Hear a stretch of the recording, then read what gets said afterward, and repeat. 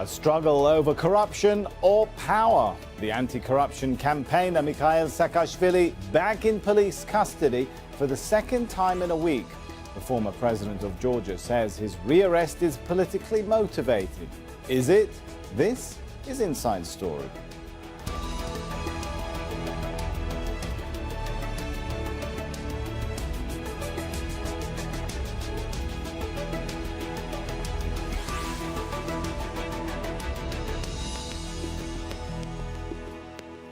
Hello and welcome to the show. I'm Sami Zaidan. He was the president of Georgia, then a governor in Ukraine, and now he's in jail on hunger strike. The arrest and rearrest of Mikhail Saakashvii in Kiev has stirred protests which evoke memories of the Ukrainian revolution 3 years ago. Now, Saakashvili's supporters say his detention is based on lies. They want him let go.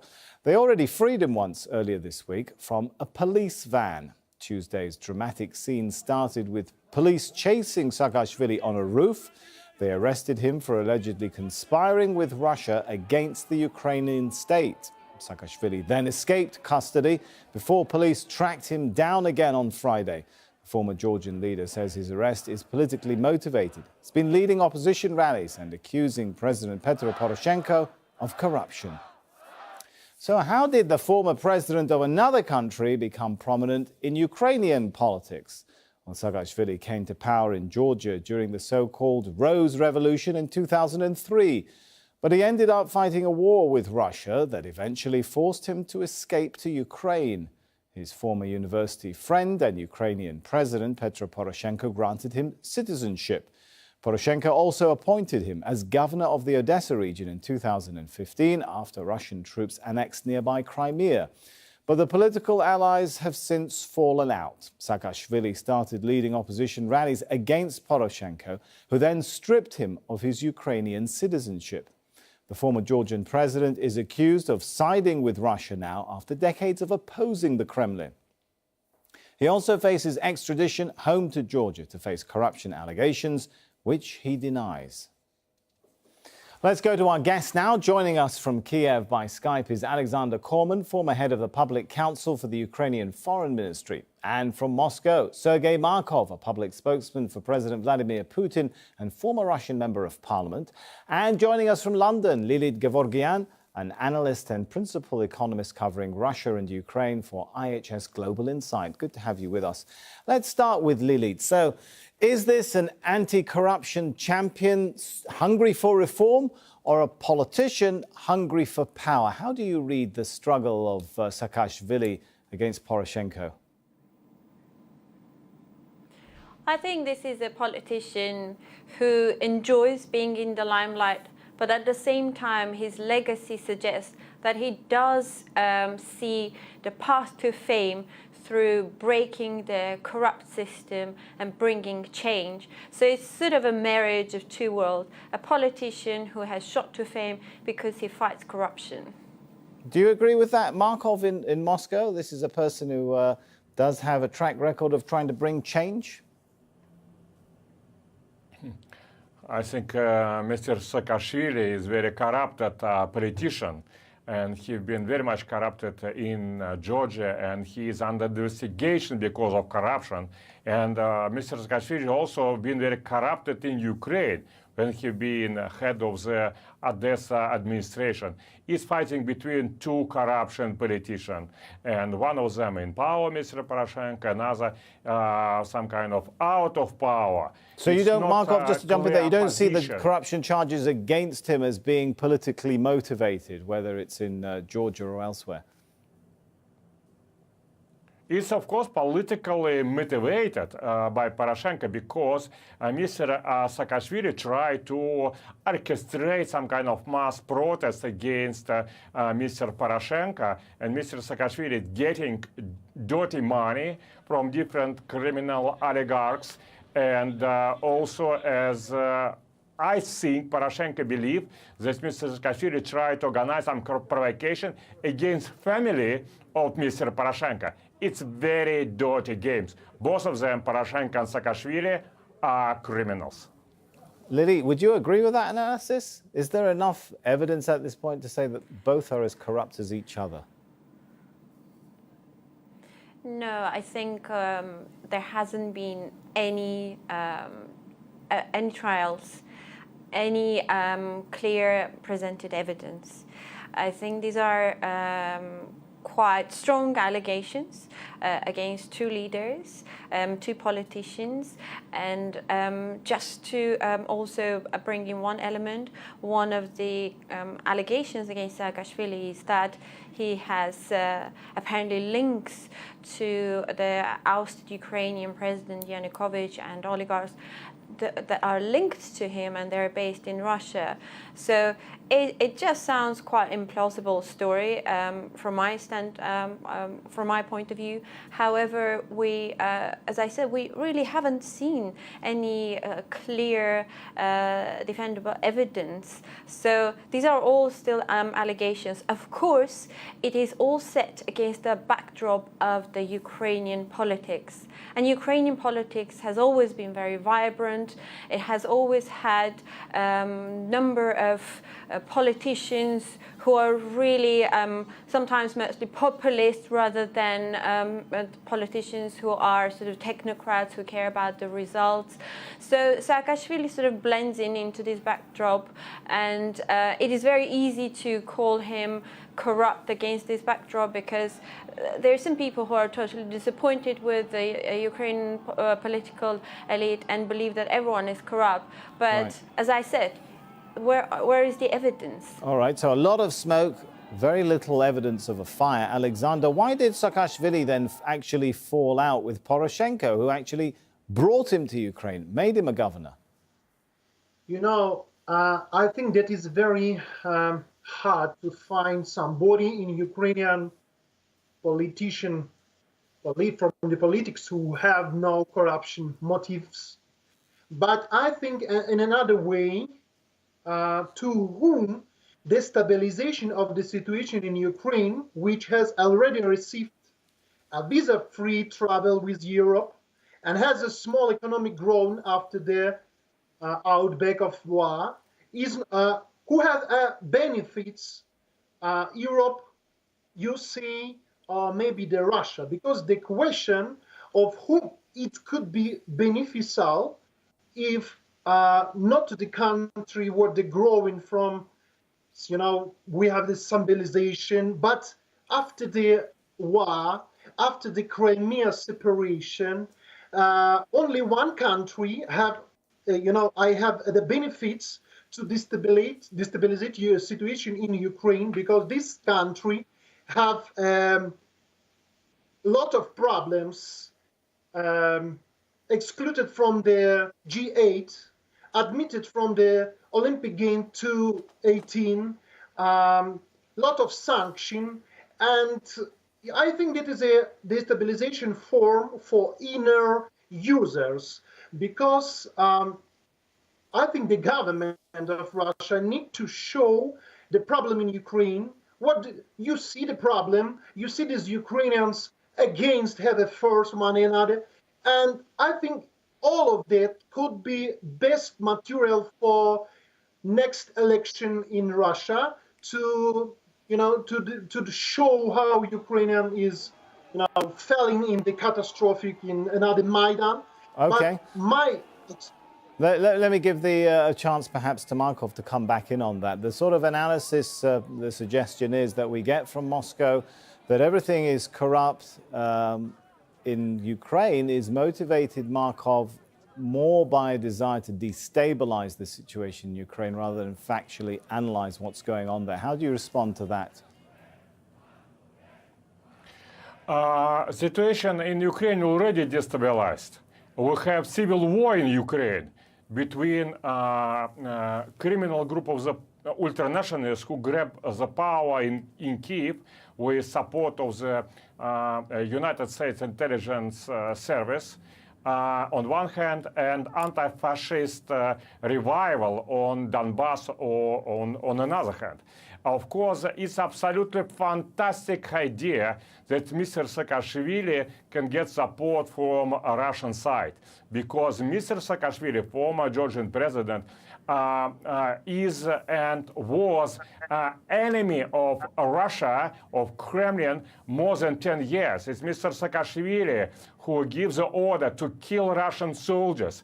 And Mr. Putin many times claimed very strong words, even rude words against Mr. Saakashvii. Now everybody in Ukraine claiming his opponents that they get support from Moscow. But it's only pure propaganda. They are appealing to the United States intelligence service, to CIA more exactly, because CIA organized the ultranationalistic coup 3 years ago against Russia in Ukraine. Before we go back into too much history, let me give a chance to Alexander to come back in on that suggestion.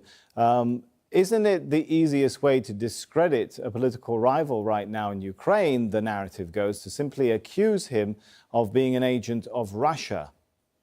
About ultranationalists, no one party has no place in our government. No one ultranationalist have, no authority in our Ukraine official politicians. That is the first. If we are talking about ultranationalists, okay, if we could, Alexander, let's not go back too much into the demonstrations of 2013. We're going to focus now. I mean, how plausible, I think the point which Sergei in Moscow is making, how plausible and believable could it really be that a person such as Saakashvii, who fought a war with Russia, could end up now being an agent or somehow connected to pro-Russian businessmen?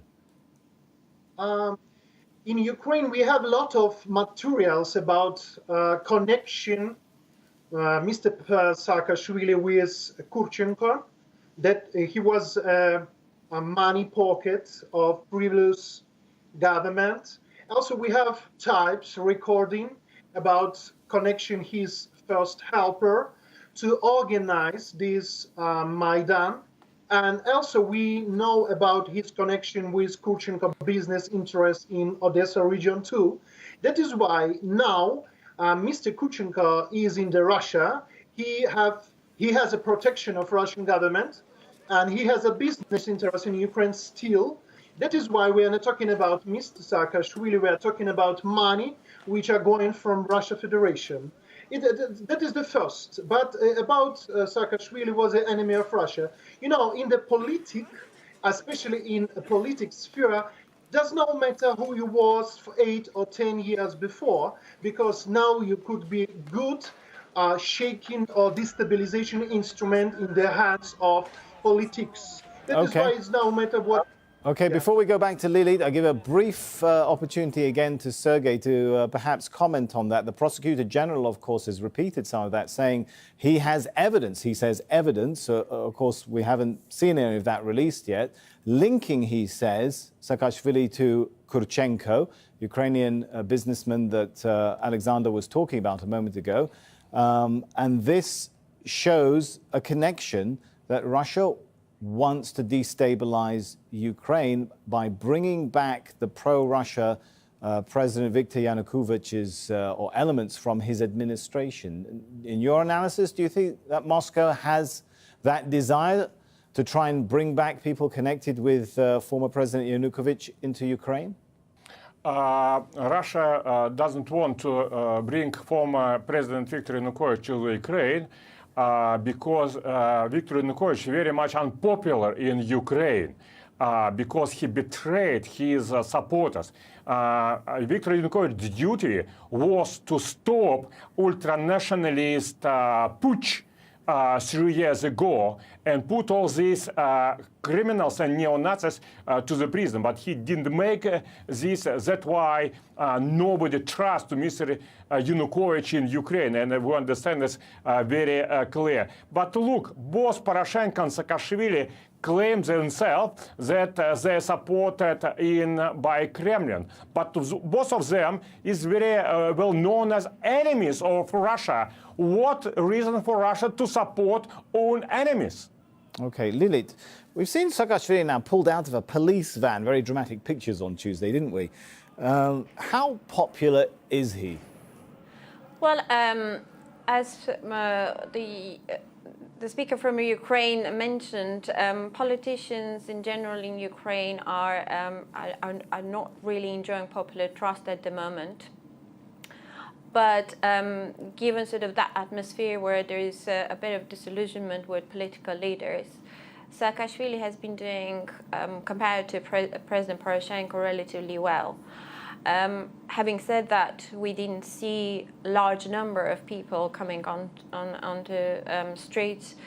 We haven't seen sort of repetition of Maidan of 2014.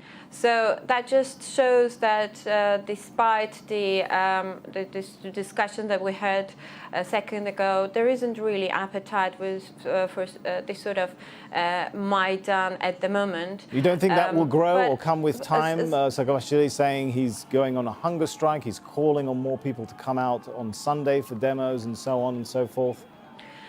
I think there is definitely discontent amongst many Ukrainians, but it won't be centered around a personality. It will be centered about the idea of politicians not delivering on their promise of reform, not really fighting corruption to the full, not raising the living standards faster that they promised to do and they could have done, perhaps. And I'm saying this perhaps as an economist because Ukraine has been dealing with lots of difficulties, both domestic and external, and they have made some achievements, to be fair. So there is a lot of social discontent, and we're really heading to more troubled to 2019, when we'll see politicians again fighting for their seat in the parliament and, of course, for the presidential seat. So against this backdrop, we might see people coming out to express their frustration with the lack of reform. But it's but coming back to Saakashvili, because he has been quite divisive character in the sense that some Ukrainians find his tactics slightly questionable, because he can be abrupt, and there is an element of populism to his actions. So he may not be that unifying character, despite his very positive legacy in Georgia in terms of bringing reforms, and to extent because he was so harsh, he didn't really spend too much time thinking.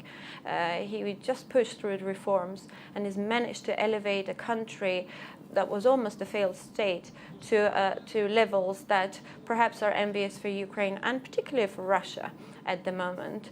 So yes, he could be a trigger, but perhaps not a unifying figure in future potential protests. All right, so he might not be the man to lead it, but there is some level of public dissatisfaction. And we come back to Sergei in Moscow. From Russia's perspective, do you think that the dissatisfaction can reach a level which makes the current government vulnerable in Ukraine?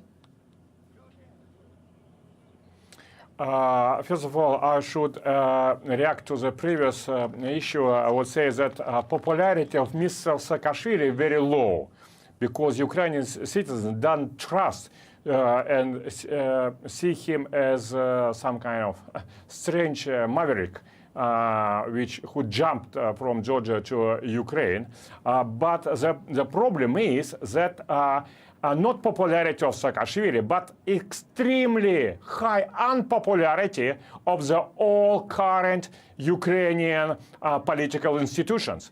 Mr. Poroshenko, very much unpopular. Government, very much unpopular, is because they are moving forward and forward Ukraine to the catastrophe, and everybody understands this. Also, everybody understands that this is Ukraine has illegal government.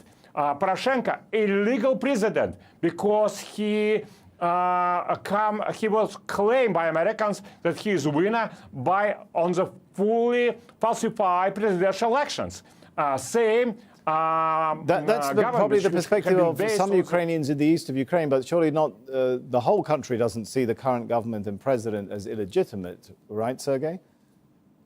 No. You should take an account. Most of the government in the world, they're more or less illegal, but in Ukraine, we have some kind of band of criminals and agents of the Right. American intelligence service who grab this power to make Ukraine anti-Russia. All right, But let's give an Ukrainians doesn't opportunity, like if we this. can, to Alexander to come back in on that. I have a feeling you might have a slightly different perspective on that. Go ahead, Alexander.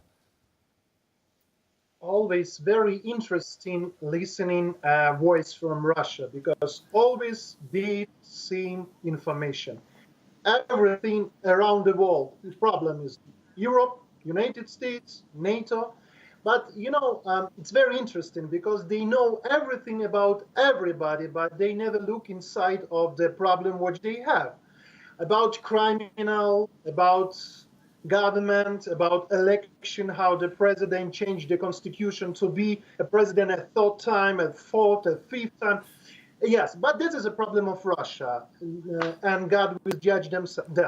About Ukraine, of course, I think the leadership is among the responsibility what a person willing to take on. In Ukraine, there is a situation when political leaders they create themselves. So there is the leadership vacuum. In this connection, ordinary people are ready to support anyone who advocate for change. This is a real problem because we need to change, but without support from Russia and without advices from the politics from Russia, because they try to help everyone to change the situation, the corruption, the politics. But first of all, they need to look themselves on mirror. About us, of course, we have a problem. We have a problematic situation with government, with president who he is an oligarch too. But we, our nation, will decide what will to do themselves without any advices. All right, I think we've got a couple of minutes left. Let me give it to Lilit. And you touched actually upon this, and I want you to go into a little bit further detail. When you look at some of the economic stats, Lilit, the World Bank says poverty remains higher than pre-crisis levels at over a quarter, 26.5%. Economic growth remains modest, 2.4%. Unemployment slightly improved compared to last year, but still high at 9.1%. Do you think that people who came out to protest in 2013 and 2014 would be really disappointed in their leadership fulfilling their aspirations at this point?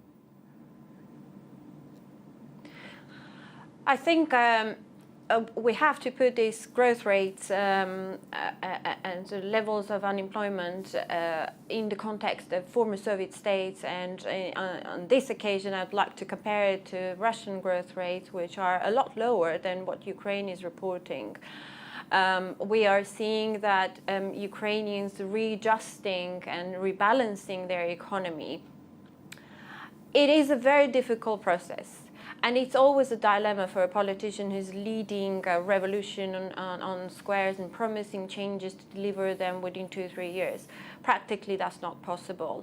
To rebalance an economy that has been plagued with a heavy dependence on Russian energy imports, with corruption, with uncompetitive structures, to do this within 2-3 years, it's impossible. But they are taking steps. The problem with taking these steps is that they have been somewhat slow. There's also the issue of cooperation with the IMF and painful reforms. As we know from other countries, when you go through austerity measures and restructuring, initially you see setback. Right. You see setback in living standards of ordinary Ukrainians. So this is what we're seeing. But I think looking to medium to long term, Ukraine is on the right path. All right, Perhaps these current leaders will go, but the next generation hopefully will do what they should do. That's a positive note, and that's maybe a good place to end. We always like to end on a positive. I'm sorry, Sergei, I can see you're shaking your head. I'm sure we'll have a chance to discuss this again in the future.